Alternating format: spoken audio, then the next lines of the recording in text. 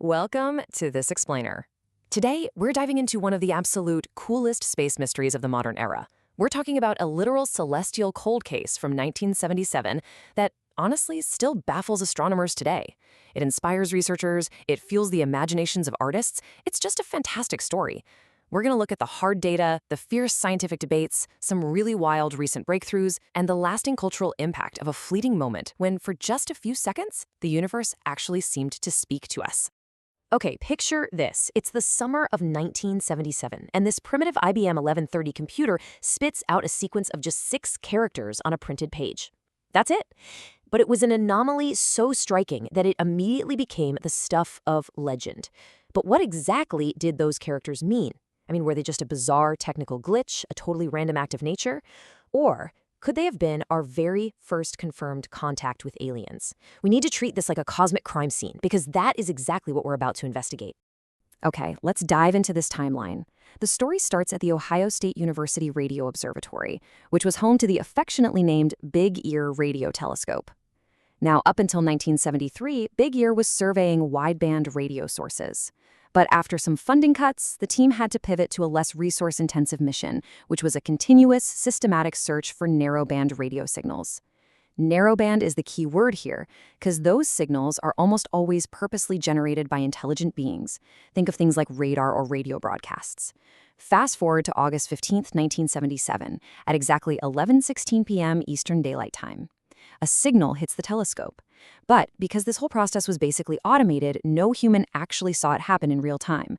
It wasn't until a few days later, on August 19th, that astronomer Jerry Amon was going through the multi-day computer printouts and spotted something absolutely incredible.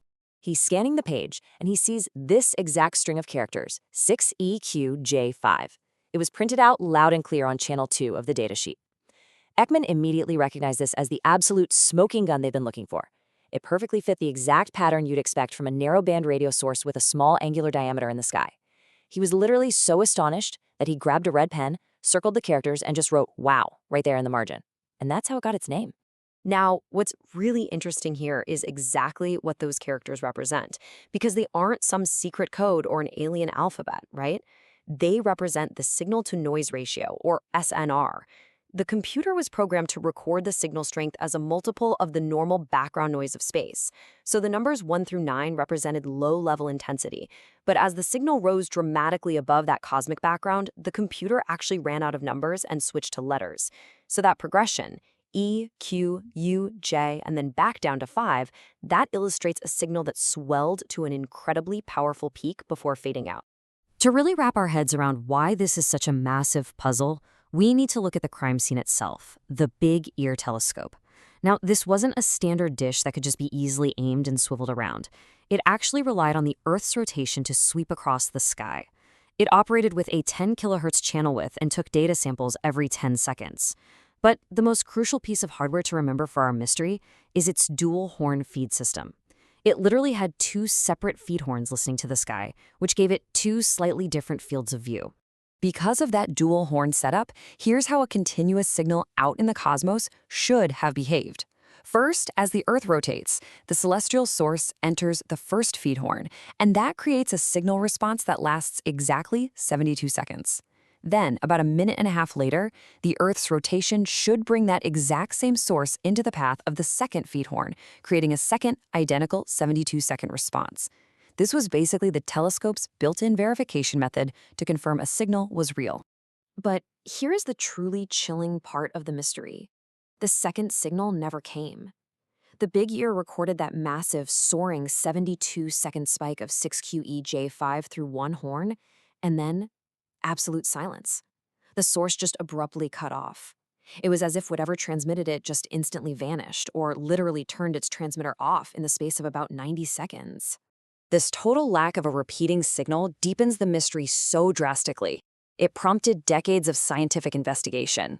I mean, if it wasn't an internal telescope glitch, which the original team largely ruled out pretty early on, who or what was our prime suspect? This led to some incredibly fierce, dueling theories in the astrophysical community. And this brilliantly illustrates the scientific debate that followed. So one prime suspect was the comet theory, which was championed years later by astronomer Antonio Paris.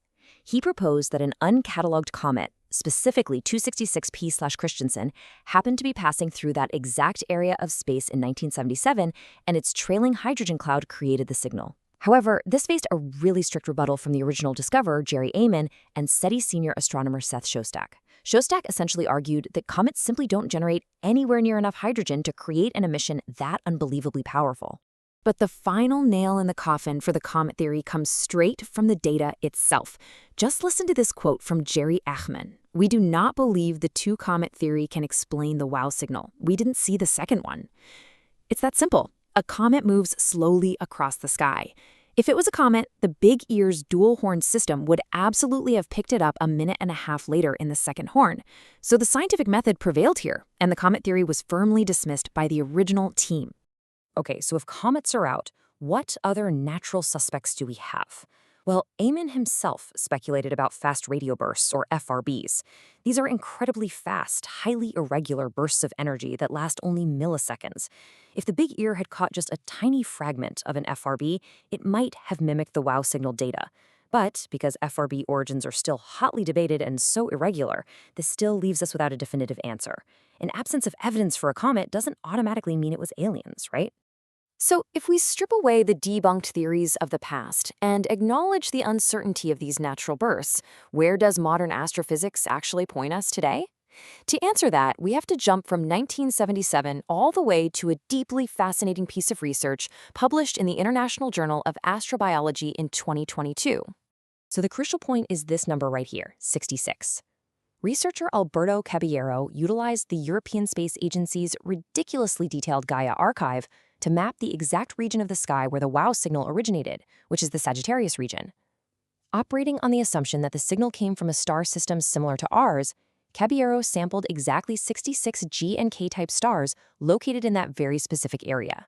He meticulously analyzed those 66 stars, and while 14 were identified as potential sun-like stars that just require a bit more observation, the most stunning finding was the final one.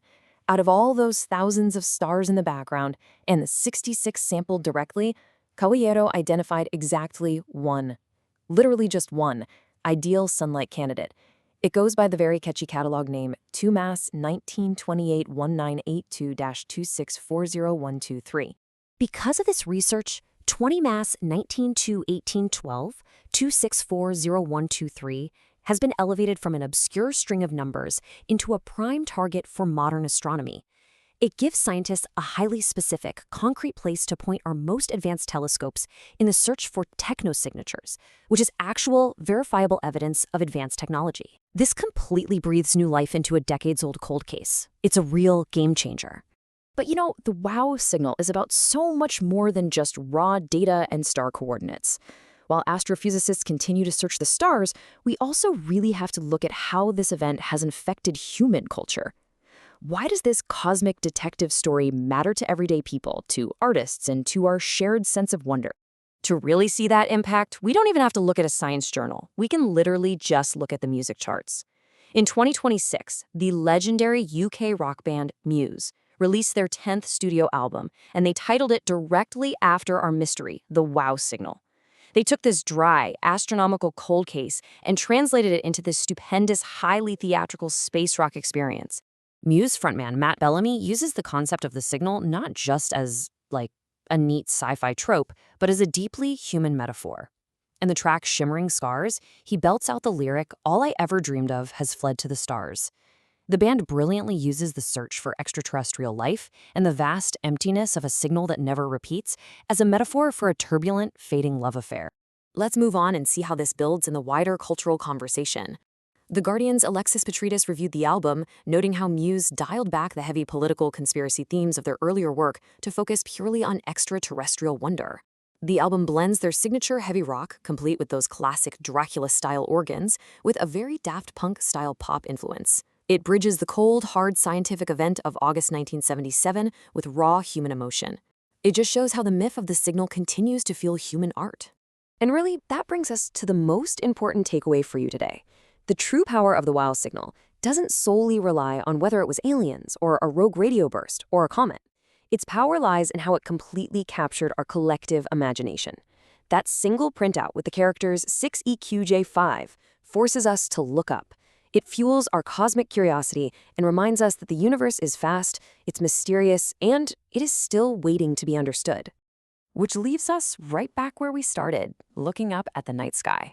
With modern telescopes now targeting star 2MASS 1928-1982-264123, we might actually get our answer one day. But until then, I want you to think about this. Was the WOW signal just a bizarre cosmic glitch, or was it, for 72 fleeting seconds, a genuine hello from the dark? Thank you so much for exploring this mystery with me. Keep wondering, and for sure, keep looking up.